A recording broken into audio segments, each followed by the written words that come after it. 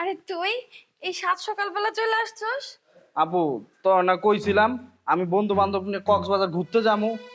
আমরা 5 জন বন্ধু যাবো। এক একজনের 20,000 টাকা খরচ হবো। বোন বোন তুই ছাড়া তো আমার কষ্টের কথা কেউ জানে না, কেউ বুঝেও না। তুই যদি 20,000 টাকা দিতি। এইটা আবার বলতে হয়? তোর এত কষ্ট করে আমার বাসায় আসতে হলো এত সকালবেলা? আমার বলতি ফোনে, আমি বিকাশে পাঠিয়ে দিতাম। তোর জন্য কি কিছু না আছে? তুই বস, আমি এখনই তোর জন্য দই মিষ্টি নিয়ে আসছি। হ্যাঁ ঠিক আছে আপু, একটু বাড়াই বাড়াই নিয়ে আসিস। আচ্ছা, এই যে তোর দই মিষ্টি।